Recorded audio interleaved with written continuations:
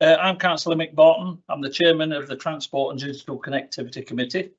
Housekeeping, the meeting is being streamed live. Your attendance here is accepting that you will appear on it. I've received apologies from Councillor Carol Wood, Anthony McEwen, Steve Flitter, Claire Penny and Nigel Barker. Councillor Darren Mitzler and Councillor Paul Peacock are attended as substitutes. Are there any declarations of interest?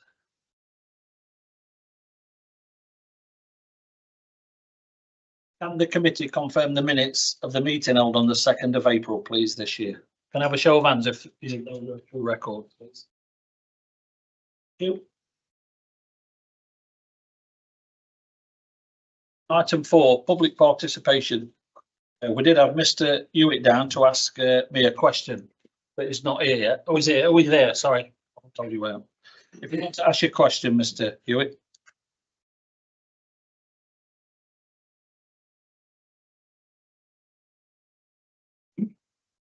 You want me to read it out?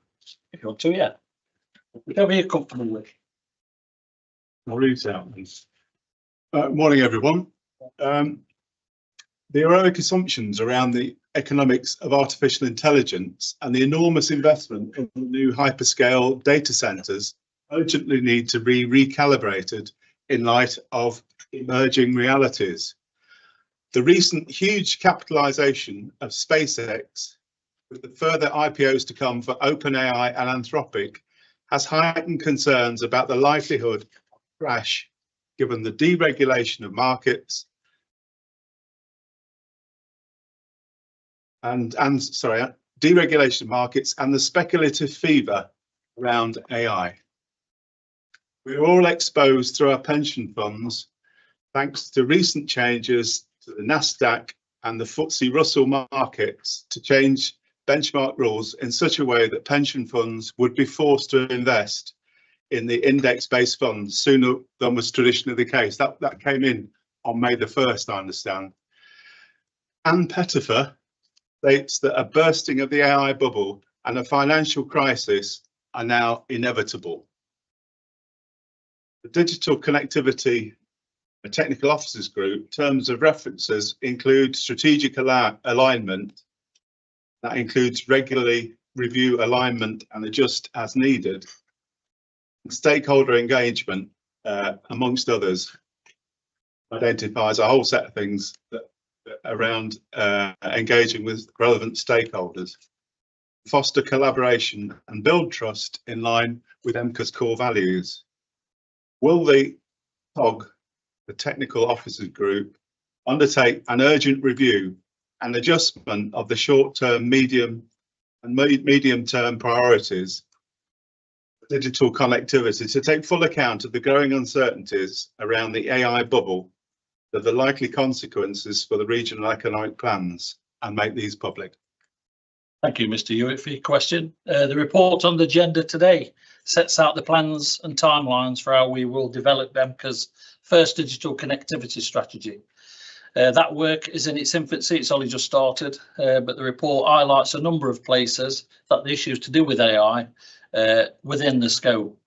It's important that as part of the digital connectivity strategy, a wide range of views and evidence are considered alongside the risks, the opportunities and trade-offs associated with different technologies. This committee will receive regular updates of the work, so many findings or decisions will be in the public domain moving forward. You have a supplementary? I do, if I may. I do subscribe to Anne Pettifer's Substack. She was an economist for Oxfam, I think, or Drop the Debt. And so she's very accomplished on examining structural flaws in the stock markets and the finance system. And this week, her latest update is that there are significant jitters around the stock market, and that these can be attributed to the AI bubble, which has taken over much of the stock market interest. We may have noticed that the PM has decided to leave us, and so we can expect in the near future a new cabinet who may be less gung-ho about AI I think the current incumbents in the ministerial offices are AI alphas, and I think there's going to be a more sober approach to AI. And given that it's a major part of the data centre, represent a huge investment in this region and in the economy, we hope that you take these threats seriously. And we also know, I've been told this morning, that 40 mayors across the world have got together to put together constraints on the development of data centres, saying there should be no further development of these things until proper criteria are met. In the past, they've just been sort of dropped in on regions, and so perhaps we might consider getting to know these 40 mayors around the world and find out what they're up to. A number of them are in Britain. So if good luck with the technical office group, and I hope that we can, be in tune with what's going on. Well, all I can assure you, Mr. Hewitt, it weren't a question, I think it's more of a comment, that we do take AI very seriously. It is in its infancy. I can't comment on the government and what they're going to be doing. But from a committee's point of view, we'll be at the forefront of everything we need to do with AI, and we'll be careful with it as well.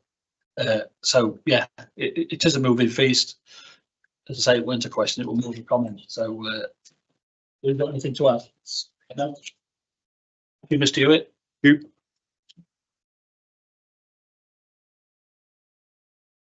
We'll move on to item 5, future of electric vehicle infrastructure in the region. I'm going to hand over to Rosita to put this forward, please. Thank you. Good morning, everybody. I'm here to talk about the future of electric vehicle infrastructure, which is a report that's in the committee papers. And just to kick things off, there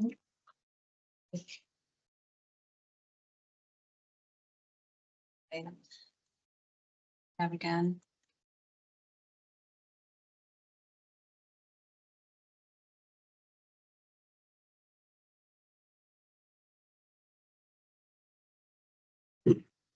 There we go.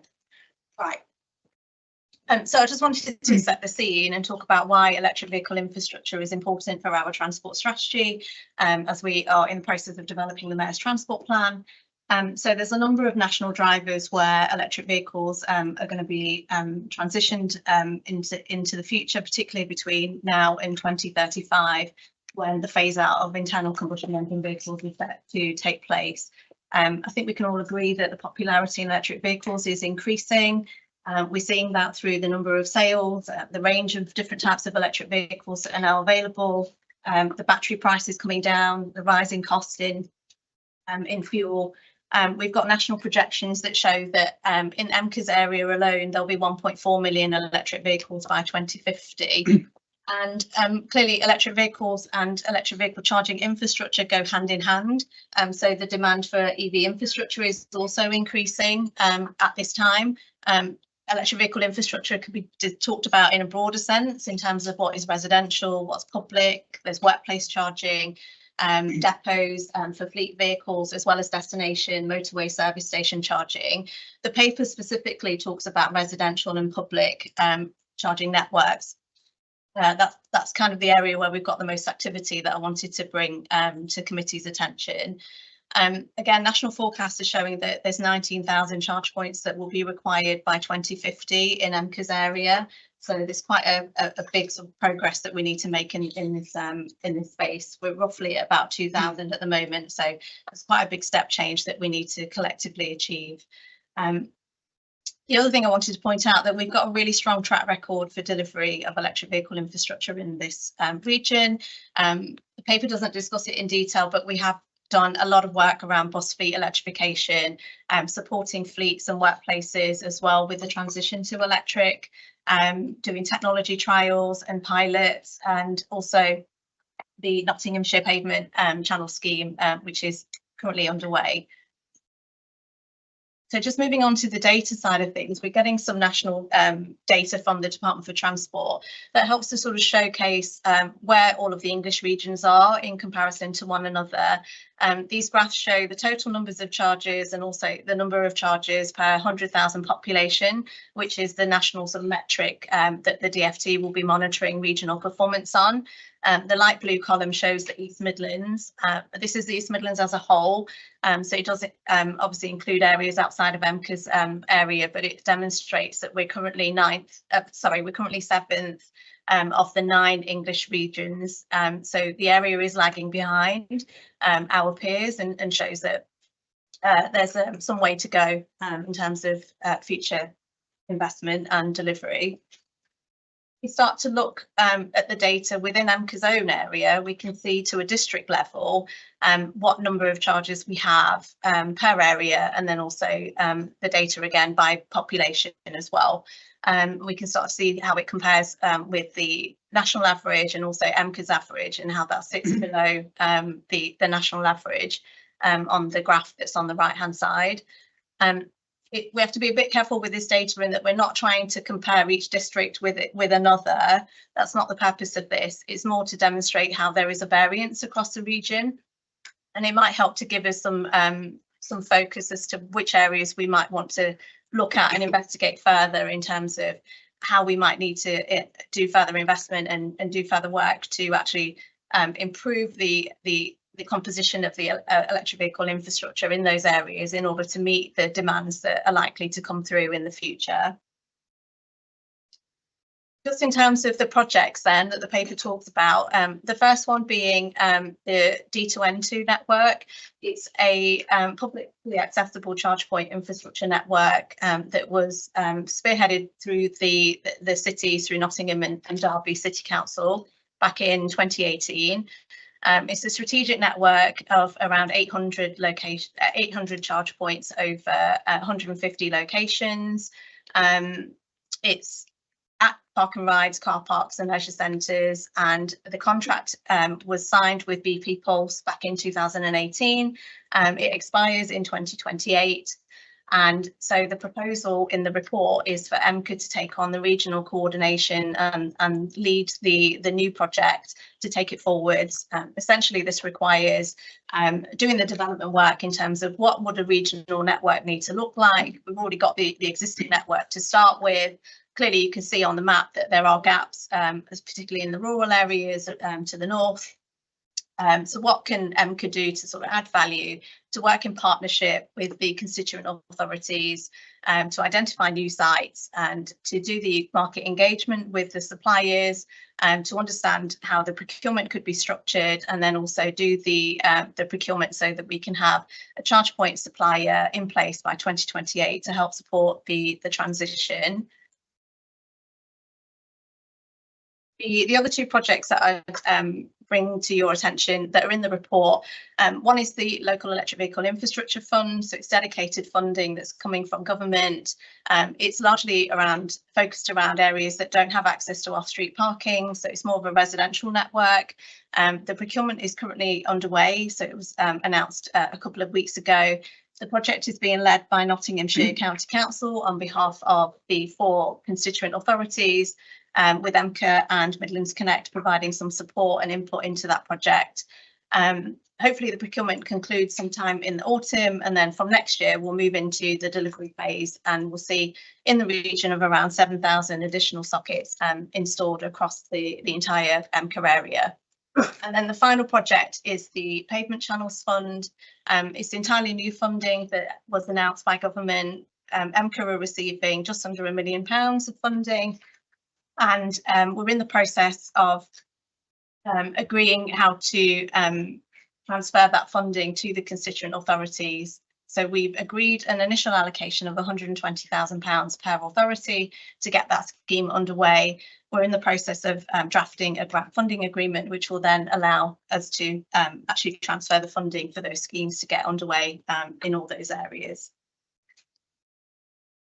And then I just wanted to touch on the Levi Capability Fund, which is essentially revenue funding that the government have been passing out to local authorities since 2022-23 financial year. This has gone directly to the constituent authorities up until now. And in previous years, we've received in the region of 863,000. This year in May, we received confirmation from the DFT that EMCCA's allocation will now be just under 1.3 million. So there's a significant uplift of around 50%. The proposal in the report is to use this funding to split amongst the 4 constituent authorities in line with the previous year settlements that everybody has been receiving, and then to allocate the uplifted amount, which is a new amount, which is around £410,000 per year, to EMCCA to cover EMCCA's resourcing and the regional coordination activities that EMCCA will need to do for electric vehicle infrastructure and strategy development. Obviously, we only got the news at the end of May, so the next key step for me will be to work with Alex's team for transport investment and come back around through targeting all of the constituent authorities about developing these proposals and agreeing how we pass the funding and do that type of thing. Finally, just to remind everybody of what the recommendations are in the report. I won't read them all out. I just want to bring everybody's attention to recommendation B. So Chair, I've just extracted the questions for the open discussion. So I'll leave those on the screen if there's any questions for me or comments or input regarding this paper. Thank you very much. Thank you, Rosita. Thank you for that. Has anybody got any comments? Councillor Miller. 3 things really. First of all, to say welcome this report. I think it's really important that we make the transition to electric vehicles as easy and as supported as possible. It's still not easy because, though you're right that the price of vehicles has come down, it's still quite expensive to buy an electric or a hybrid vehicle. I think, obviously, speaking on behalf of Nottingham, we have more charge points than other authorities. I think the cities probably need them more because we've already got more people who live in houses without off-street parking. So the ability to set yourself up is limited. So if you've got a drive or an off-street space to put your vehicle, then being able to sort out your own charging facility is there for people in areas where there's less terraced housing, I would say. I think where there are lots of terraced housing, people, however much they want to, they can't do it at the moment, other than trailing a wire across their pavement, tripping everybody up onto the pavement things and eliminate the channels. So I think the fact that there's inequality, I don't think we should expect all the areas to be equal in the number of charge points. I don't think that makes the point that all the money should go to the ones with the lower columns. I think the second thing to say is, although I'm supportive of EMCCA taking the strategic role for this, in the ward that I represent, councillors were heavily involved as to where those public charge points should be. And we've got them successfully at the Greens Windmill and outside the library, and they work well. I think there's 5 of them all together. They're well used, but actually local people were crucial in the situation. That's how I want reassurance from EMCCA that there'll be local consultation as to where those are put. And then I just want a little bit more about this pavement channels. How deep are they under? Does it involve taking up the whole of the pavement to install them? Can anybody use them, or are they allocated to one resident? I wonder if anyone could just talk a little bit more about how that works. Yeah, I can answer that, Councillor Mellon. So on the pavement channels, they tend to be flush with the surface of the footway, so they don't cause a trip hazard. So they are level with the ground. They're recessed in. In terms of who can access it, generally the cable is put outside somebody's property for them to be able to charge, because they put they have a charge point attached to their own property because it connects with their own domestic supply. Charge at the curb, is it? So and then the cable goes through from the property through the channel to the curbside where the car is. If it's flush with the pavement, does it mean you have to dig up that amount of pavement to install it? Yes, yeah, you cut a slit into it to to actually deposit the channel into it. So it's like a drainage channel, but it's dedicated. But only those people whose electricity supply is being used can use it. Yes, unless there are apps that are available for people to share their charge points. So there are community services like that. So if I had a charge point and I had a channel, and you were my neighbour or lived across the road, I might say, well, let's do a deal. If you give me £5, you can use my channel. So you have got them. I'm not offering them, but yeah. Let's declare that Rosita was my constituent. What she was, anyway. Is that all right, councillor? Yeah, thank you. Yeah.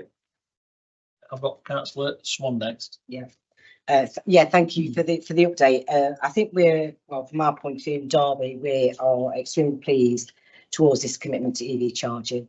We were involved very much in an early project, pilot project, DN2, funded, which was referred to as the Mobility Hub. So it was a combination of EV charging, rapid charging, bike storage, etc. And it was both challenging to start with, but extremely successful in terms of outcome on a terraced located streets. The challenges, though, that we've got and the concerns and risks to me is that we saw a spate of the charging arms being removed. And what that left for me was a real concern about the legacy of some of those projects. So, for example, they were supplied by BP Pulse. We finally did get BP Pulse to visit and restore the arm chargers. But the risk for me only became exposed when the fact that we're relying on a private contractor to do that. Now, we've got some of those, what I could consider to be legacy BP Pulse systems in place. If we are, as a region, looking to be committed to EV charging, where does that leave us with some of those potentially legacy projects where the private investors will remove from the market? Are we going to be left with big charging units that we can't use? And they've gone in some, pretty hefty heritage locations, and that in itself was a challenge. So, and the other thing is about how do we stimulate that market to be more I suppose, pleasing for heritage locations rather than a forecourt type charging unit, which is what we've got. So a few questions there that would help me to promote this. Thank you, councillor Swan. Rosita. Yeah, thank you, councillor Swan. Just on the cable theft, the network is currently managed by Nottingham City Council. So obviously I'm in touch with the Nottingham City Council team. And the security measures are being addressed and escalated through BP. So they have had a round of coming around and replacing the cables that are being stolen. So for committee's benefit, if you're not aware, the cables to the rapid chargers that actually plug into the car, there are some instances of people chopping those cables to take the copper out of them. So it is an issue, it's a national issue, it's not just specific to Derby or to Nottingham. The supplier, BP Pulse, is trying to actively replace those and actually trying to find a foolproof way of developing stronger cables that aren't able to be tampered with. The Levi project that Nottinghamshire are leading also has put in stronger provisions in through the procurement. So any supplier that will be procured in time, obviously that procurement's still out at the moment, they'll be looking to what measures does that charge point supplier have for vandalism and tampering and that type of thing, and also what their response times are for serious level issues such as this. With respect to legacy, that was a key concern back in 2016 when the D2N2 project started, and there were lessons learned for legacy projects at that time that were put in sort of around the mid 2000s. So what the contract, as I understand it, what the contract between Nottingham and BP Pulse enables is at the end of the contract period in 2028, that network, everything that's above ground, could be taken away and removed by BP Pulse. So, and it would be made good. So you wouldn't end up with legacy bits of infrastructure just sitting there that you don't know how to do anything with or what to do with. What our proposal is to commence the procurement, to do the development work to figure out what it is that we need, because the technology has moved on and things like that. So we need to specify what it is that we want for the new network, engage the market, find a supplier who can come in and replace the BP infrastructure, and we can manage that transition as EMCCA with Nottingham City Council as the current contract lead. There's still a lot of, this is the first time I'm bringing this to committee, so there's a lot of work that we need to do. part of the reason for coming today was so that we can go to EMCCA board to formally take on that decision, that approval point, for EMCCA to actually lead this into the future. There's a lot of coordination that we'll need to do, a lot of collaboration with everybody, because EMCCA's not going to be the landowner or the site owner for this. So we do lean on our highway authorities and partners in this case. We need to work through the delivery model as well, in terms of what will EMCCA's role be versus what would the highway authorities role be, and how do we interact with the charge point supplier. So all of that detail we'll need to work through in time. But just to give you some reassurance that those are the things that we are considering and we are thinking about. Thank you. Thank you. Councillor Dinser. Yeah, thank you. Yeah, generally support the paper and the recommendations. Good to see that EMCCA are going to be the regional lead for EV charging installation. Really all positive. I mean, I just want to echo Councillor Mellon's point about city, urban areas, particularly the terraced areas. We need to get more of that pavement EV structure in place, and that's really important because many people who are more able can access the points, but people who are not and don't have off-street parking, that needs to be a priority if we really want to increase the usage of electric vehicles and supply. And that also links for me in terms of affordability. Just want to check whether if it's linked to a property, are the off-peak rates that are available for households to be available to on-street pavement EV charging points, or is it going to be the rate that's going to be at the stations that exist? So that'd be really helpful to clarify, because that would be a disincentive if it's like, because we all know if you charge at home, it's a fraction of the price than if you're on the road and you have to go to a public charging point, and then that gap needs to narrow, in my opinion. I know we can't influence that all, but yeah, we're doing what we can to lobby to get that reduced, because there's a disincentive. If you're on the road, you're paying as much as for carbon fuel in many ways, but if you got a on-site, your own property service, off-peak is needs compared to that. So that's very important. And I think the other thing, priority for electric vehicle buses is really welcome. It's needed to be done, but that does raise the question of energy security and supply. Where are we in our strategy going ahead in terms of getting that security and then the supply chain for the increased demand, really, that we want to have? And is electricity the primary source of energy, or are we looking at other options? Thank you. Thank you. Thank you. Yeah, you're absolutely right with regards to the affordability piece, and there is an absolute discrepancy between domestic tariffs if you charge at home versus public networks. And I think through the procurement that Levi is doing is testing some of this in terms of options, incentives, different rates, daytime, nighttime, packages for residents. So we'll be really keen to see what proposals come through once the procurement is concluded on that. Any good learning we can definitely roll into what we do with the D2N2 network in time.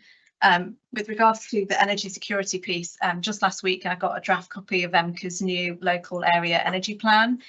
So that's something that we'll be feeding into as a transport team to look at how can the grid cope with the energy demands that are coming through, whether that's for bus fleets or for public charging or any other type of energy component. I've got Alan next. Thank you, Chair. Actually, my question follows on with from the last thing that Rosita said. One of the beautiful things about working for the mayor is that, in the best sense of the word, she's a real pain in that her questions are always, how do we make the East Midlands a leader in this issue rather than a follower? And in this particular issue, it's a very fluid emerging market.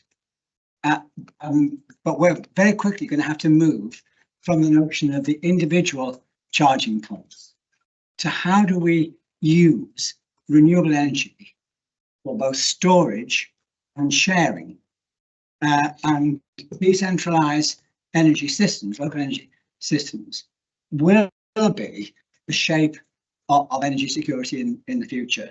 And so I'm pleased that we've got this local area energy plan to be considered, but I think it ties in a way with the point Ian Hewitt made earlier.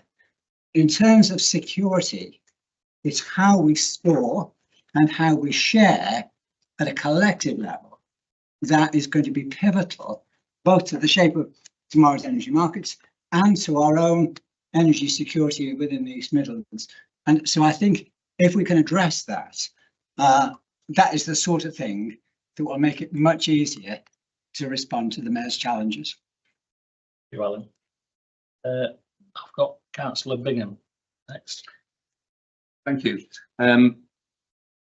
We can offer, Nottinghamshire County Council can offer qualified support for the report, and I'll qualify it as follows. We think that it's a good report. We think that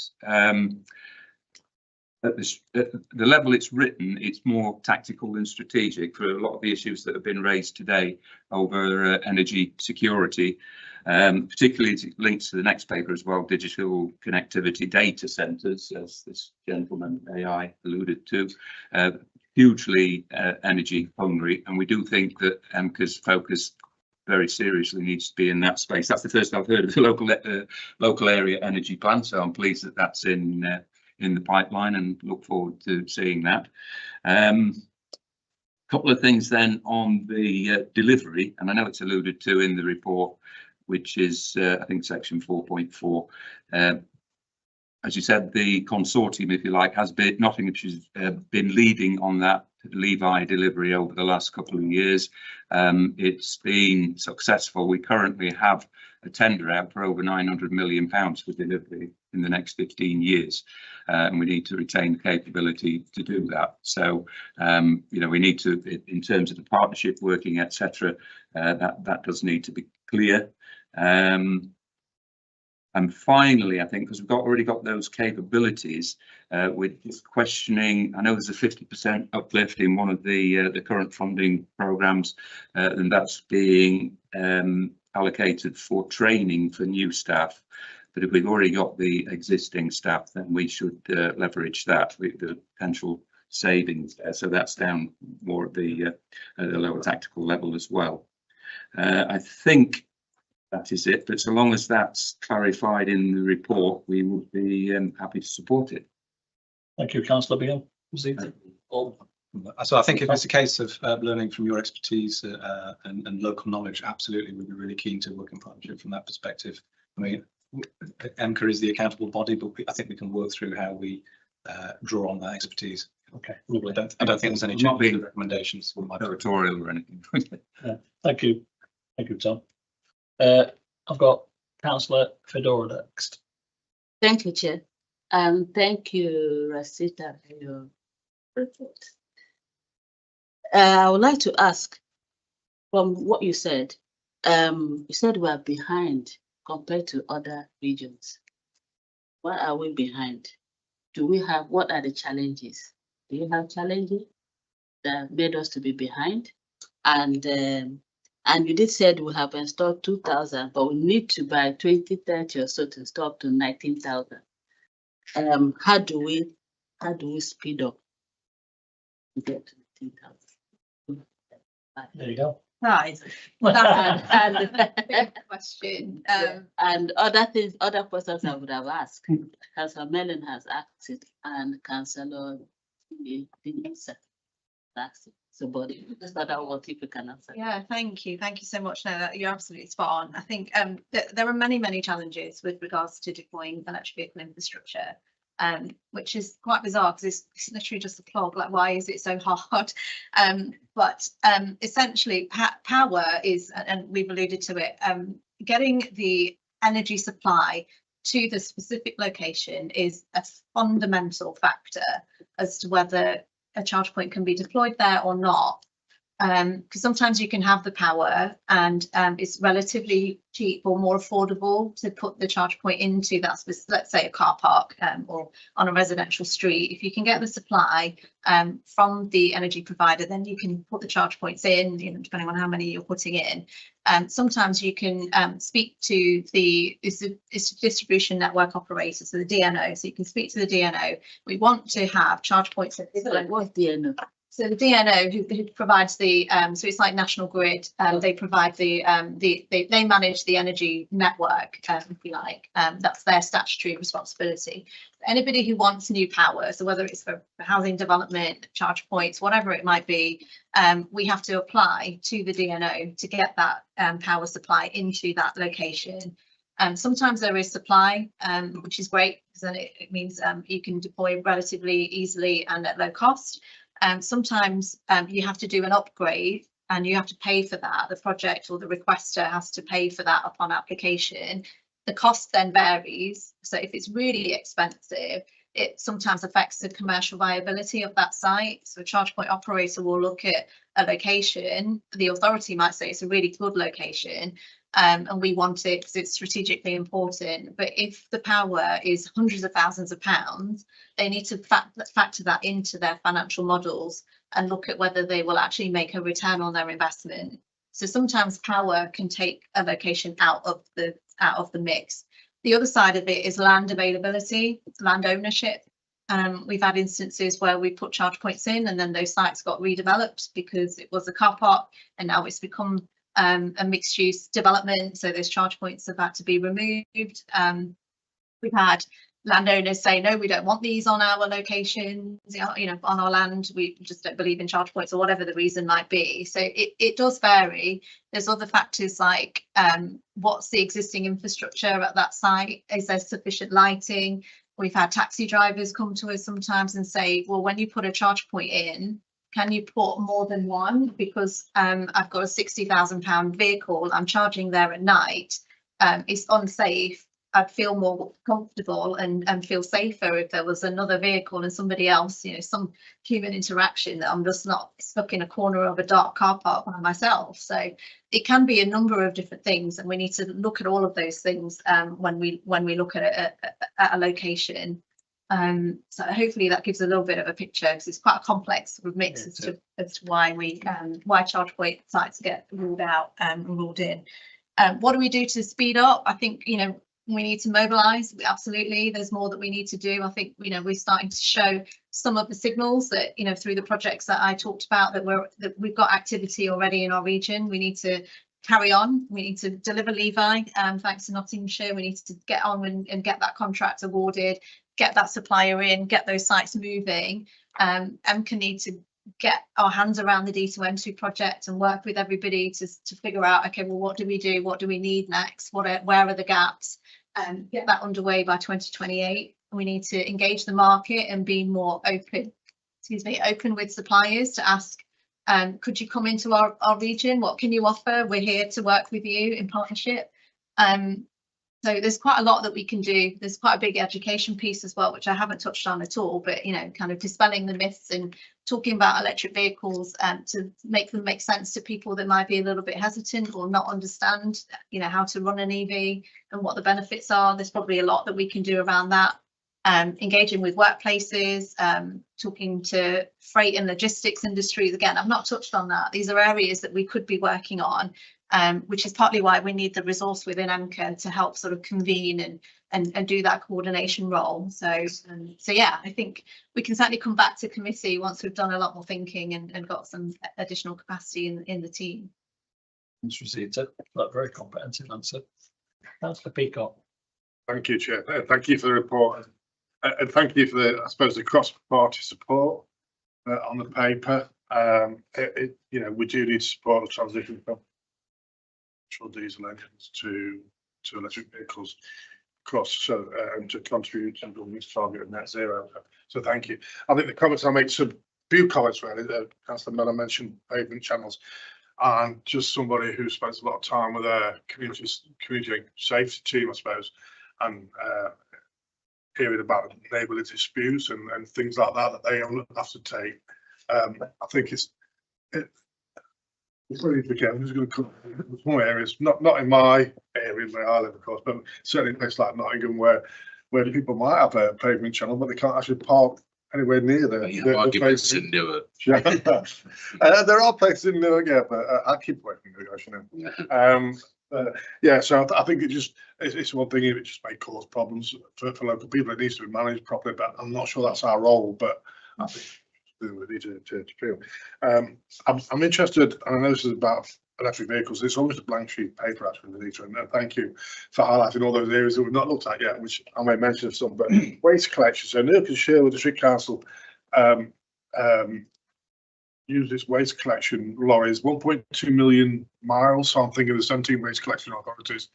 We're talking about 20 million miles, probably within Nottinghamshire and Derbyshire. Of miles done by waste collection lorries. We've looked at having our waste collection vehicles as electric, but there's just no way that we can do it because one, maybe because the technology is not quite there, but also the idea of travelling with such a heavy vehicle to one end of the district, it will be out of charge. But I wonder whether there's some consideration around that, because that is an important issue, I think, for people as well. I think the other thing that's not mentioned on here is the best part of infrastructure, I think, for charging electric vehicles is actually at your home. And I think it's through solar panels, so that people install solar panels, they have a charger, and they get the energy free, and that offsets some of the costs in terms of buying a new vehicle, an electric vehicle, and also the charging point. You pretty much get next to nothing costs in terms of running the vehicle. And I think something that EMCCA can do maybe more of is actually linking up solar panel renewable energy with the EV charging. But also, I think the balance point is, we should be bold. You put a map up with all the interesting places where there's already existing kind of infrastructure in place, but we do need to think about how people use their cars, use their vehicles. So I think most people pull up to a supermarket and spend half an hour, particularly this weather, keeping cool in Tesco's or wherever.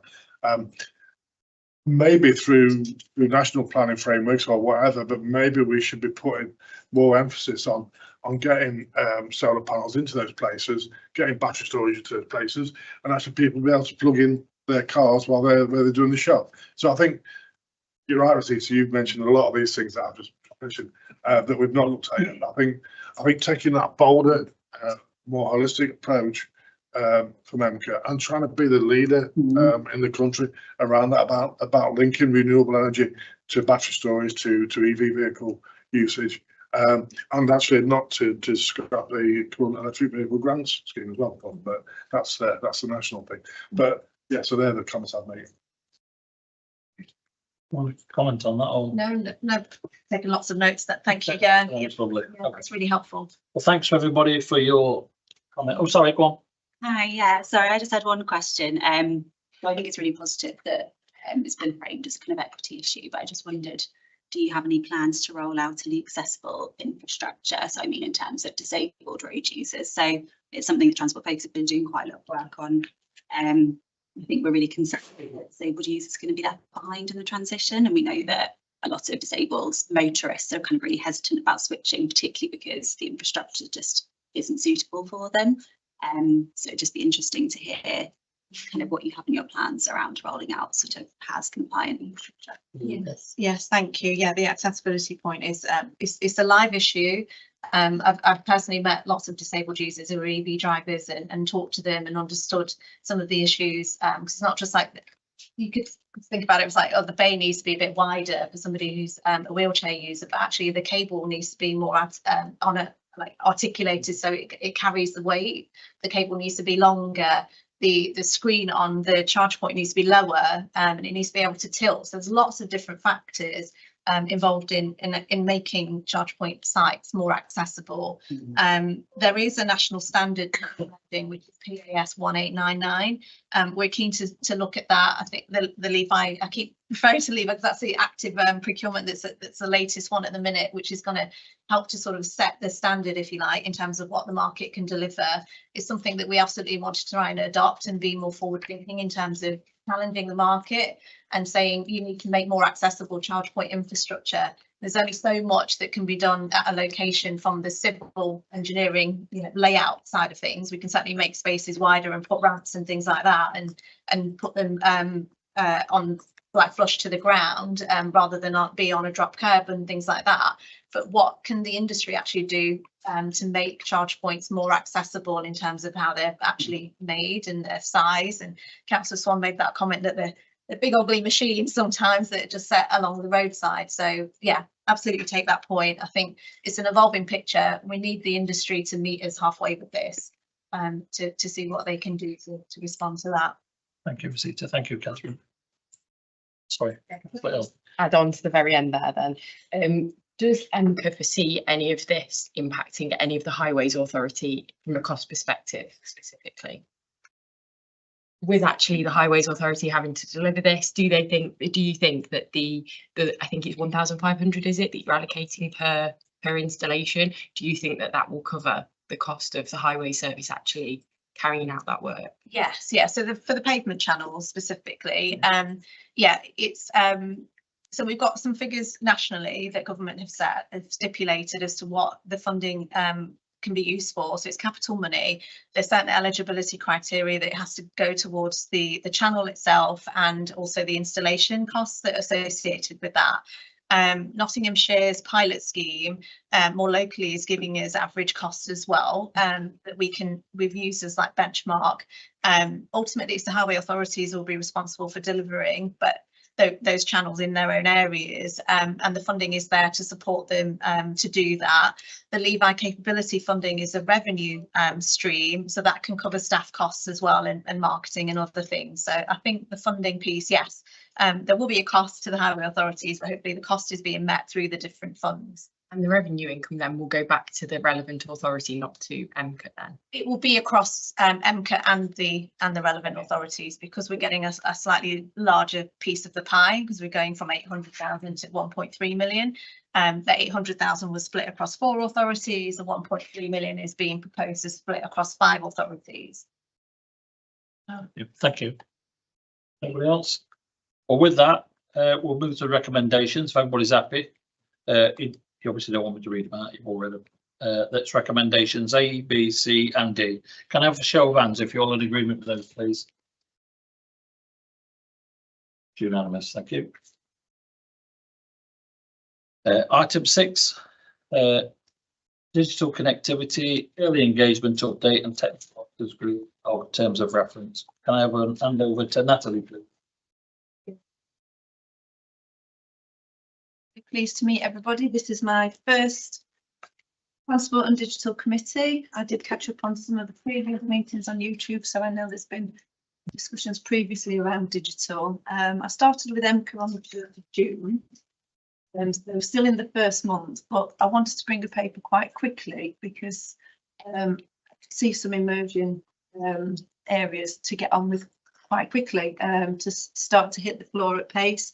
So within this paper, it's trying to give you a really early update and indication of short, medium-term priorities for the digital connectivity work stream, with a view to making some strong progress in the coming weeks and months. There's 3 recommendations in the paper. One is around the technical officers group and the forming of that, which will support this committee. One to note the report and the contents. And then want to open up a few conversations around the digital strategy. I think for me, a bit of context and background, digital connectivity across the board is viewed, I think everyone will agree, as a key enabler for growth. To achieve the inclusive growth that we talk about, digital infrastructure has got to almost be viewed now as a utility. It's as important as water and electricity. And that's the view for me, is making sure that in EMCCA we've got the right connectivity in the right place at the right time. So avoiding connectivity gaps, which I think, you know, we all know that there are significant gaps across EMCCA, and it's our role to look at that. We will target the current connectivity gaps. We have to look at those. But I think it's also important that we drive for best in class. The growth zones, we've got lots of ambitions. So looking at the growth zones, the strategic sites, the housing that we want to develop, and then within the respective authorities, all of the massive plans for the region that are there, and almost that we should be working at the forefront of these emerging technologies and wanting the best possible connectivity, whether that's fixed, whether that's mobile, whether that's something new that we don't yet know about. We've got to be open to all of that, because that will help our businesses. It will attract inward investment, it will raise productivity, it will enable us to start to roll out smart initiatives, and then you can start to think about public service delivery. The key, and hand in hand with the connectivity piece, is the inclusion and skills. That has to be a priority. People in the region have to be equipped with access to digital. That's the first step, isn't it? Having the access, and then the skills to participate in a digital world. But then beyond that, with our ambitious plans and growth sites and wanting the best level of connectivity, how do we build that pipeline of future skills and that ecosystem so that we can target higher level skills around digital, whether that's looking at cyber security or compute and all of this, you know, really out there thing that everyone's talking about with the data centers and AI. There's lots of opportunities, and we need to try and consider where is it that we want to get to. And I think for me it's super important, and the time is now for us to start to think about what does the EMCCA digital strategy look like. What's the vision for a digital East Midlands? What do we want to see by 2040? To create a mission-driven framework across infrastructure, inclusion, skills, business growth, and smart cyber ethics, and you know, everything that wraps around digital, and that we take a whole region approach on this. There will be different priorities in different areas. When you look at the statistics across the region, the statistics look pretty favourable. When you come down and you drill into some of the boroughs and smaller rural villages, it is challenging. So there is work to be done there.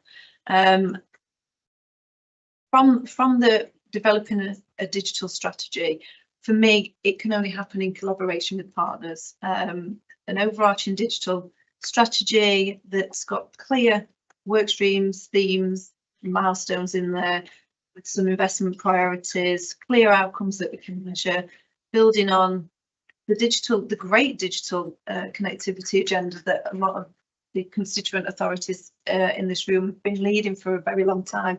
So it's about building on what's already happened, and looking at how we can push things a little bit further.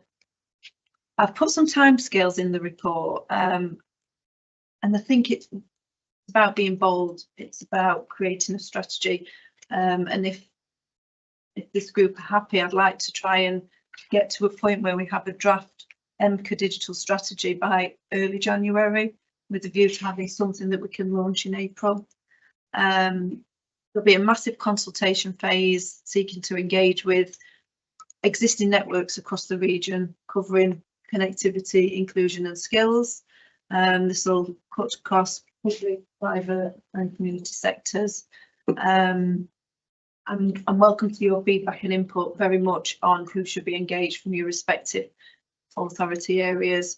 Also, we'll look to do an engagement consultation session with this group as well, so everyone can feed in. So the digital strategy is almost a priority for me personally to be getting on with full collaboration with all the respective organisations. Just moving on, the local growth fund. There are some early interventions that have been identified previously in that, and those two interventions will support Derbyshire and Nottinghamshire in providing additional much needed broadband connectivity into areas that currently are struggling on very, very low speeds. The remaining local growth fund, I propose that the digital connectivity strategy informs the digital programme for the local growth fund. So the initiatives and the projects and the ideas that come from the consultation and form the action plan within the strategy, then utilise the local growth funding to be able to implement those between 2026 and 2030. And again, the local growth fund very much aligned to the priorities of the digital strategy to extend the coverage, reduce digital exclusion and raise digital skills, so that it will complement the work from the digital strategy. Just a couple of other things in my report, and just a few observations on areas that we can progress on. Commercial activity. The interest and investment across the region from the commercial world. I've started having conversations already. I've got regular cadence of meetings in with all of the operators, and I'm wanting to sell the region on how easy it is to come into this region and work with us, to talk about all of the amazing priorities and growth plans and the ambitions, because that to the commercial world almost whets their appetite and gives them an idea of the potential return on investment for them. So I'm very, very keen on continuing to push that from an EMCCA perspective for the whole region, so that we can be bold and almost get some strategic partners, you know, both mobile and fixed and all of the other operators out there. And so across the TOG, we'll work collectively to make sure that we are fully engaged with all of the key infrastructure providers out there, so that we can leverage their investment as well as our own, and you know, make sure that opportunities are put out there. And then finally, I see so much best practice and amazing work that's happened today across the EMCCA region, especially from Project Gigabit programs and the Superfast programs. And there's such an opportunity to take the best practice from each of the authorities and share that learning. This will help remove some of the barriers. You know, there's some local authorities that have given blanket way leave for all council housing stock. That then enables the council housing stock to be connected. And when you move into a future world, when we're looking at delivering health in a different way, having those connections is of a benefit. So part of the journey is trying to look at the benefits of doing some of these activities, taking the best bits from the local authorities and looking at rolling that out, so that we get ourselves in the best digital position that we can, and almost that we can drive to create some digital infrastructure acceleration commitment that, you know, come to EMCCA, come to the region. This is how we work with the commercial world. This is how we make it easier for you to connect up our council housing. This is how wonderful the highways teams are, and working with the infrastructure providers and the street works teams, because there's some brilliant activity happening. We just need to bring it all together and almost look at how we can share that learning across the piece. And then finally, the technical officers group will be the group that will bring all of this together, report into this committee. There isn't one at the moment, so part of this paper is seeking to establish this group so that we can have the strategic focus to oversee the delivery of the digital connectivity strategy and the programmes and projects that flow from that.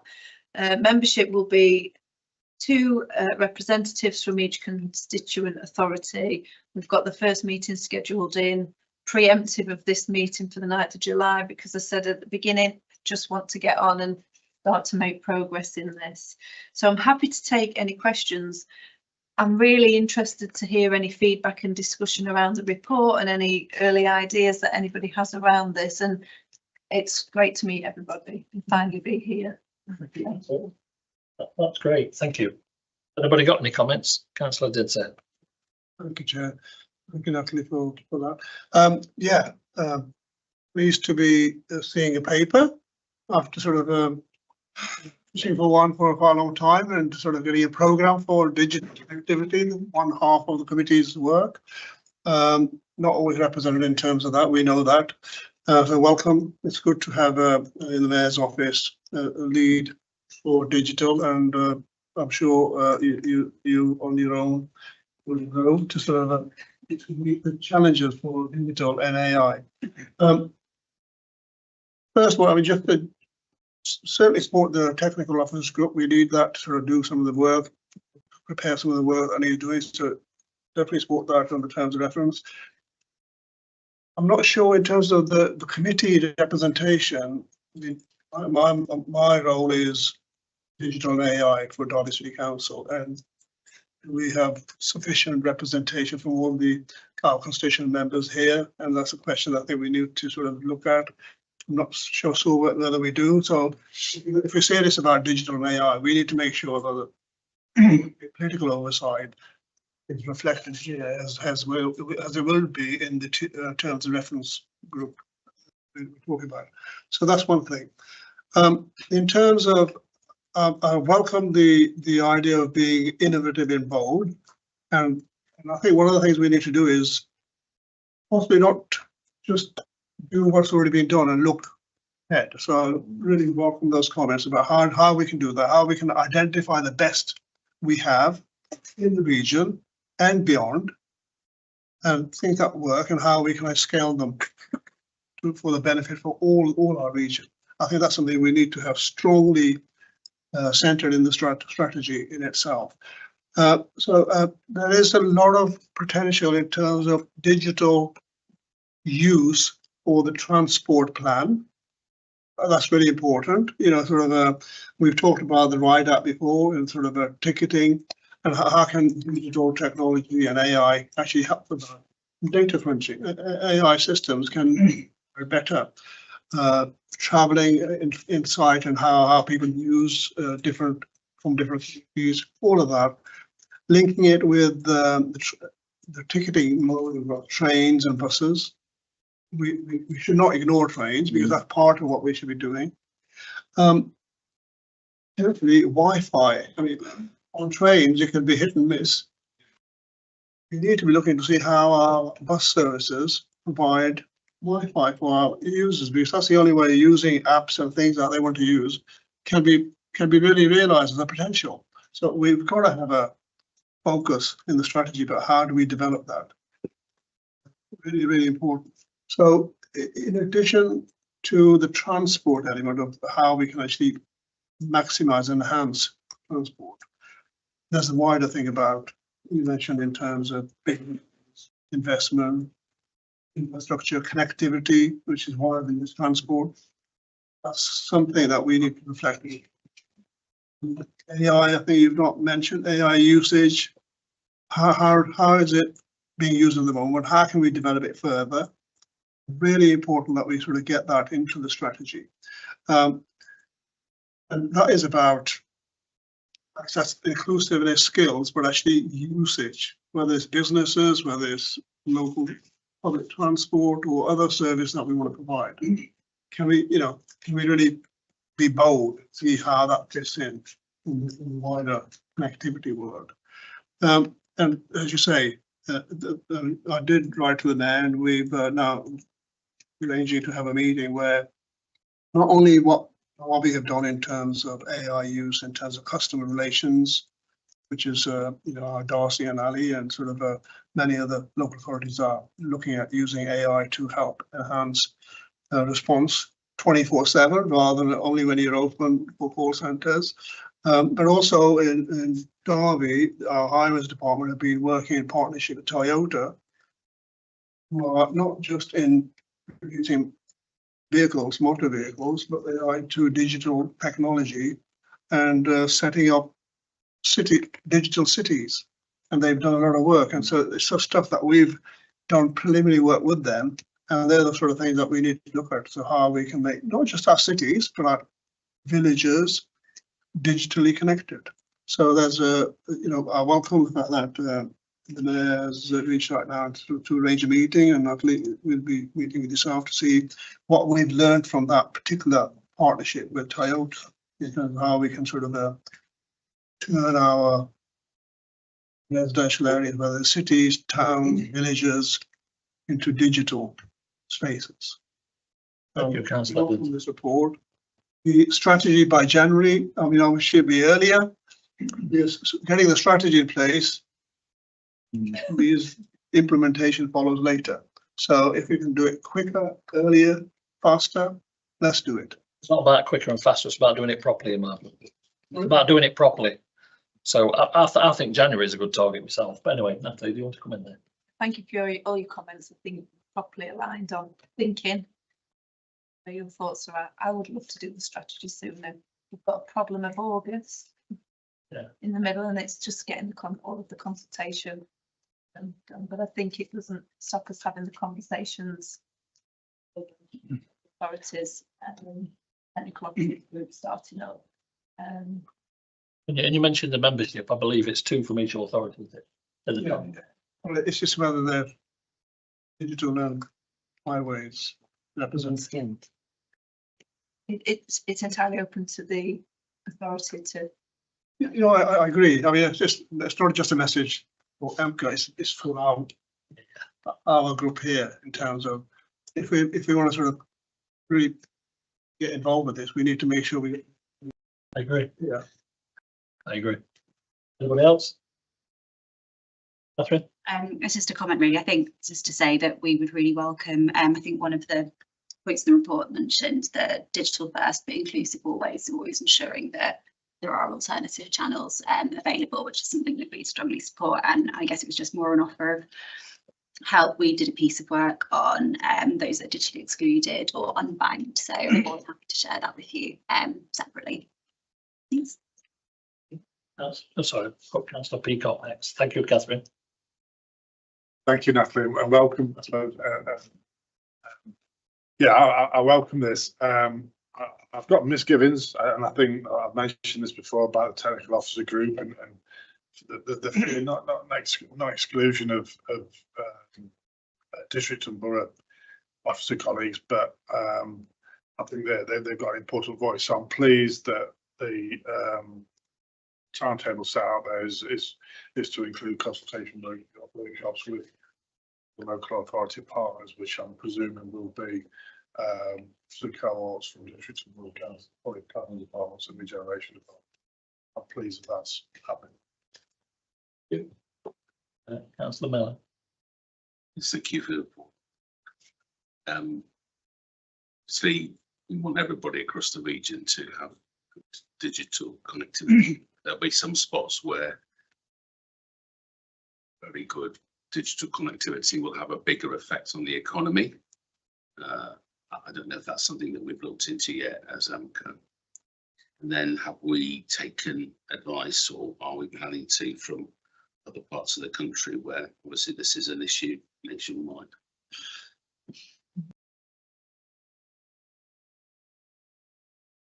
So, Councillor Miller, I'll take your feedback, but it's certainly on my radar to look at the impacts on the economy and on the best spending.